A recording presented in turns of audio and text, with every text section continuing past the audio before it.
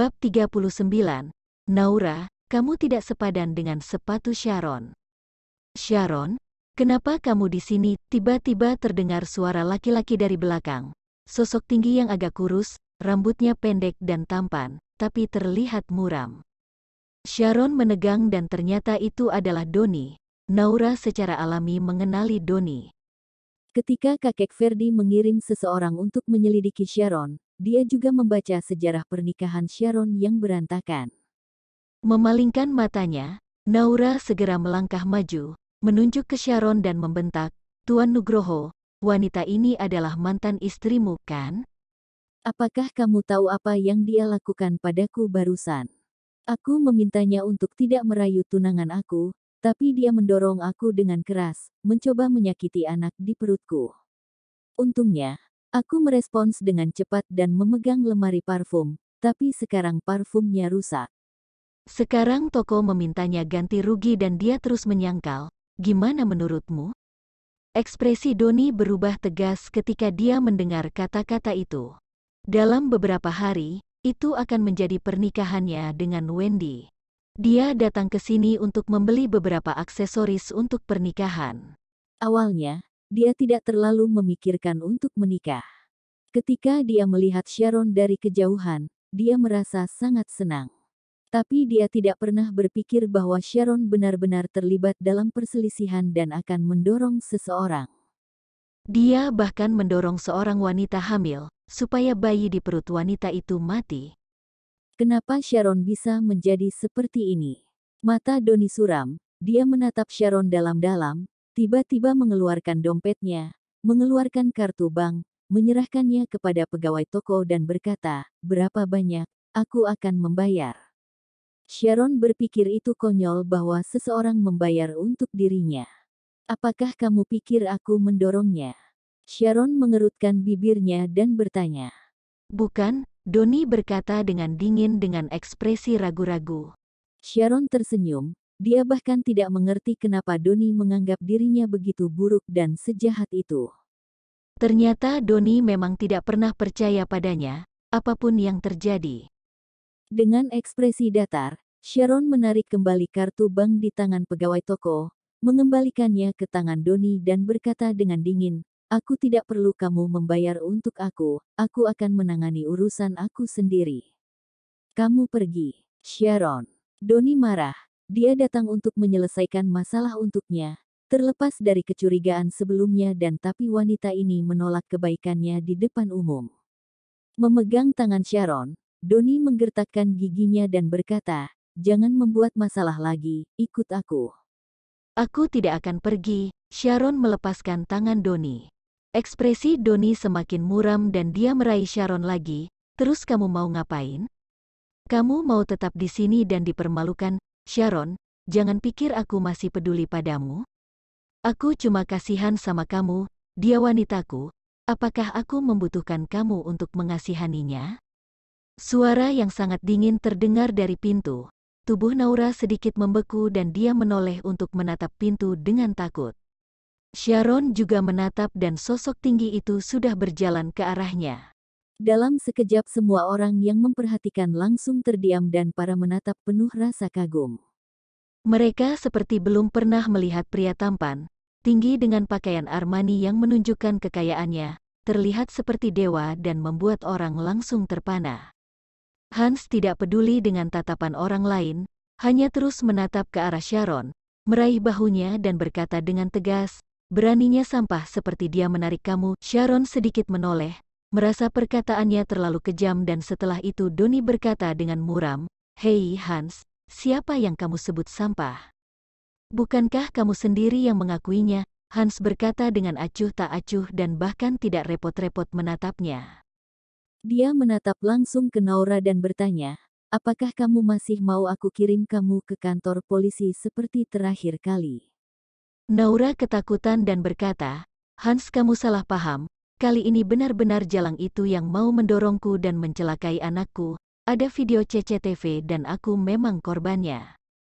Hans tersenyum dingin, "Apakah kamu pikir dia adalah kamu dan memiliki niat yang kuat untuk menyakiti orang lain?" Naura semakin malu dan berkata dengan sedih, Hans, kenapa kamu tidak percaya padaku? Hans terlalu malas bicara dengannya, menurunkan matanya untuk melihat Sharon dan berkata dengan ringan, berdiri di tempat kamu baru saja mendorongnya. Sharon terkejut sejenak, meskipun dia tidak mengerti apa yang akan pria itu lakukan.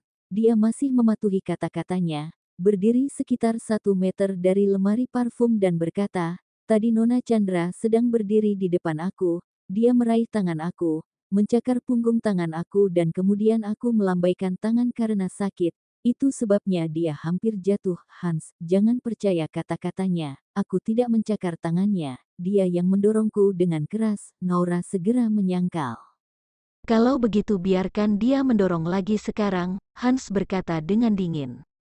Naura panik dan berkata, kenapa aku harus membiarkan dia mendorong lagi?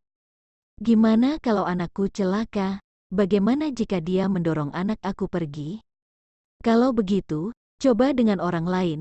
Hans melirik ringan ke salah satu penonton, yang tingginya hampir sama dengan Naura dan bahkan memiliki bentuk tubuh yang sama. Ada kegembiraan di mata wanita itu, tapi dia berkata dengan enggan, Tuan kamu minta aku untuk didorong? Gimana kalau aku jatuh dan tulangku patah? Hans langsung mengeluarkan kartu hitam. Jika terjadi kesalahan, kamu dapat menarik sebanyak yang kamu inginkan dari kartu ini. Mata wanita itu berbinar dan mendesak Sharon, kalau begitu dorong. Sharon tidak lagi ragu-ragu dan mendorong dengan keras beberapa kali, tapi tidak peduli bagaimana dia mendorong, wanita itu didorong ke belakang oleh langkah kakinya dan terhuyung 2 langkah, bahkan jauh dari lemari. Untuk sementara, semua orang melihat Naura dengan penuh penghinaan. Ternyata wanita itu cuma tukang fitnah ya. Aku tidak, Naura berkata dengan keras. Kalian tidak lihat kalau wanita jalang itu tidak mendorong sama sekali? Dia dorong dengan sangat pelan dan itu sebabnya Nona ini tidak jatuh. Nona, aku rasa kamu tidak perlu berdebat lagi. Wanita yang baru saja menggantikan Naura berkata, aku adalah orang yang didorong tadi. Jadi aku tahu bahwa wanita itu mendorong aku dengan keras dan dengan kedua tangannya.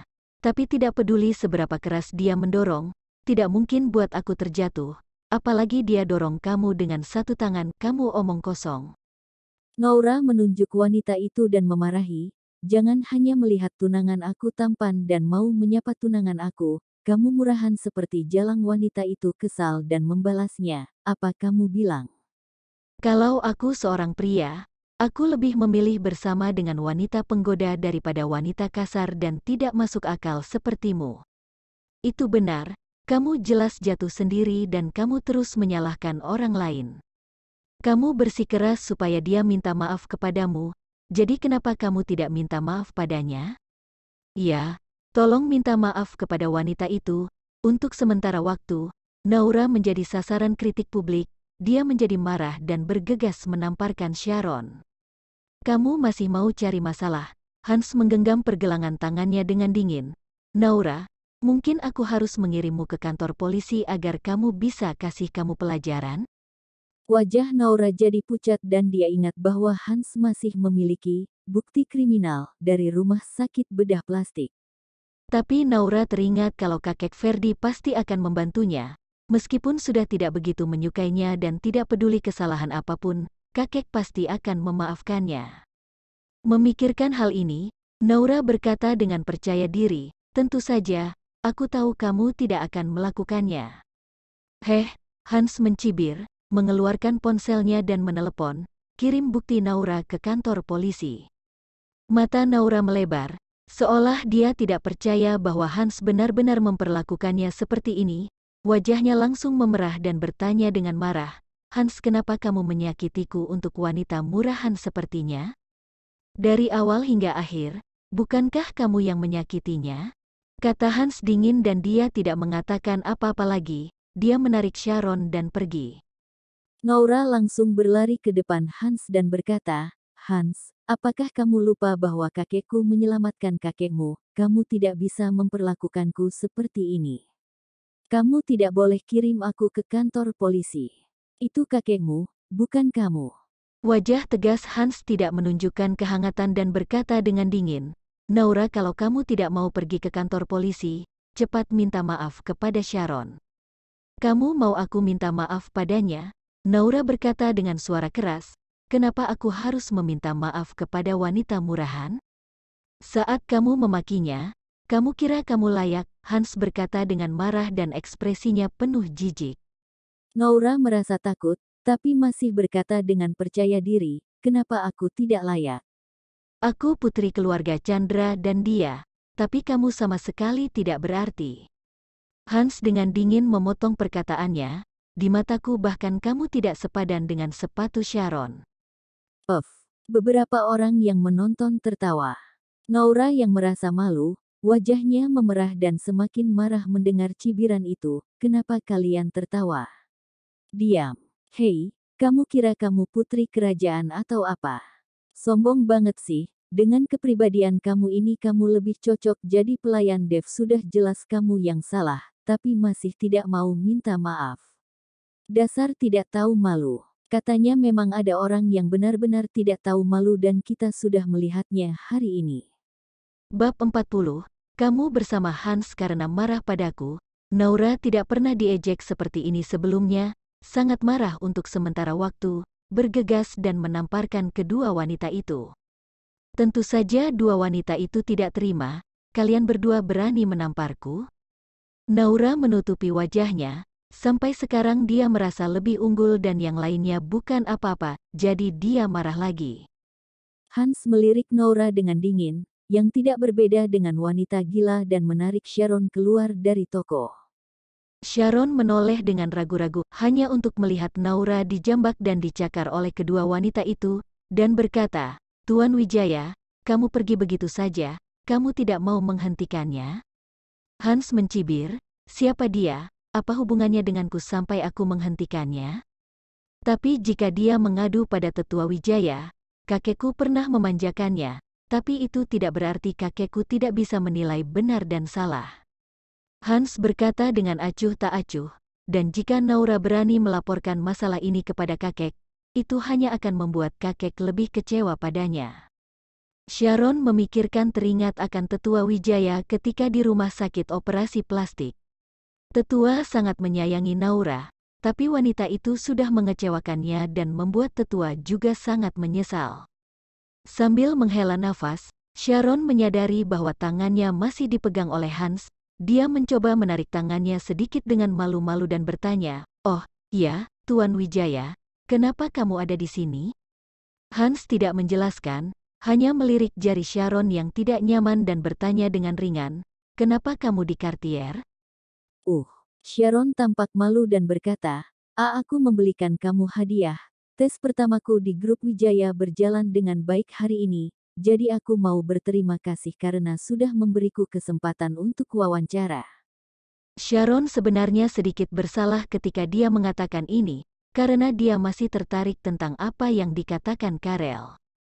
Hans mau dia berhenti dari pekerjaannya supaya tidak kesulitan, jadi dia membeli hadiah hanya untuk menyuap Hans dan setuju kalau Sharon bisa pergi bekerja di rumah sakit Karel. Tapi tentu saja dia tidak akan mengatakannya dengan jelas. Hans tidak pernah tahu apa yang dipikirkan Sharon, tapi alisnya yang tampan sedikit berkerut dan cahaya aneh melintas di matanya dan bertanya dengan heran, "Kamu mau membelikanku hadiah?" "Iya," Sharon mengangguk, "aku mau membeli parfum, tapi Nona Chandra datang lebih dulu dan aku tidak bisa membelinya." Hans mendengar ini dan ekspresinya berubah muram. Dia paling membenci hal seperti itu dan Karel pria playboy yang akan menggunakan parfum semacam itu.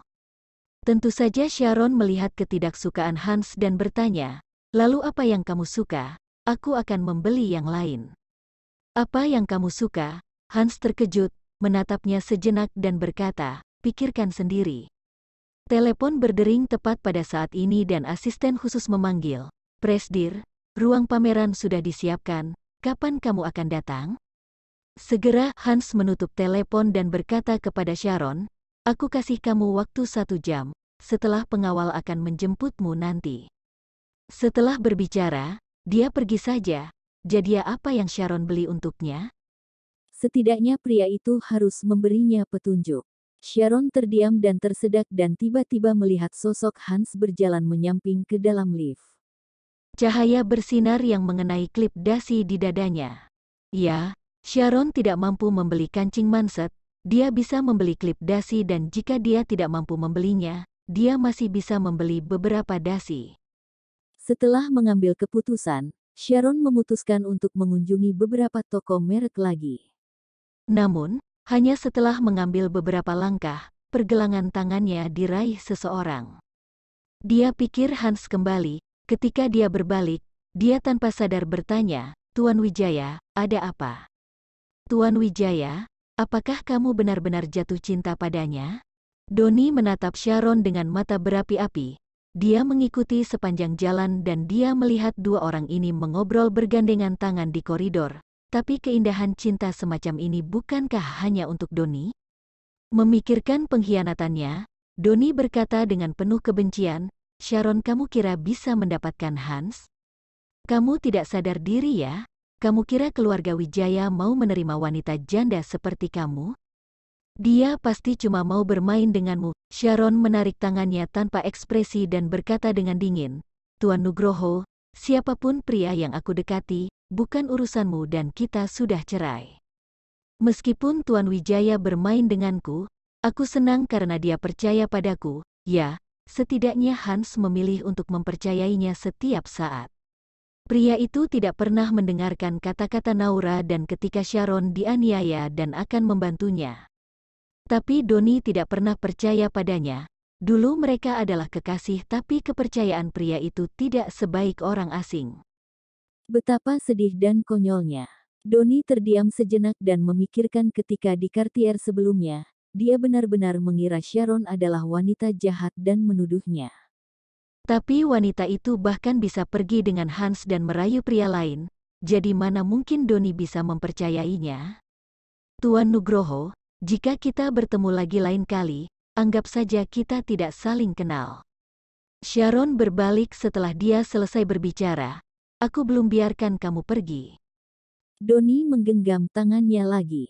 Dia memang membencinya tapi saat mendengar perkataan Sharon, entah kenapa Doni sangat marah dan merasa wanita itu seharusnya tidak bersikap seperti ini padanya. "Sharon, ayo bicara." Doni menggertakkan giginya, dengan kemarahan dan keengganan di matanya. Sharon melihat keengganan di matanya dan merasa lelah di hatinya. "Oke, tapi hanya setengah jam." Untuk sesaat, di ruangan kafe, pelayan menyajikan cappuccino dan latte. Ini minuman yang dipilih Doni. Cappuccino diletakkan di depan Sharon dan suasananya agak membosankan di awal. Tak satu pun dari mereka berbicara. Doni menarik dasinya dengan kesal dan menyesap kopinya. Melihat Sharon tidak bergerak, dia mengerutkan kening. "Bukankah kamu sangat suka minum cappuccino sebelumnya?" Sebenarnya, Sharon tidak suka minum kopi yang pahit, hanya karena Doni menyukainya, jadi dia juga minum cappuccino yang tidak terlalu pahit bersamanya. Tentu saja, Sharon tidak berencana untuk mengatakan ini, dia hanya berkata dengan ringan, "Aku hamil dan tidak bisa minum kopi." Perkataannya ini membuat ekspresi Doni langsung muram. "Jadi bayi haram itu belum mati, kenapa Hans tiba-tiba bawa kamu ke rumah sakit malam itu? Apakah bayi ini miliknya dan kalian selingkuh di belakangku? Terserah kamu mau mikir apa." Sharon terlalu malas untuk menjelaskan sekarang. "Jika kamu hanya mau membicarakan ini, maka aku akan pergi." "Tunggu." Doni mendorongnya kembali ke kursi lagi, menekan bel panggilan dan memanggil pelayan lagi, memesan segelas jus segar dan bertanya, "Apakah kamu bersama Hans karena marah padaku?"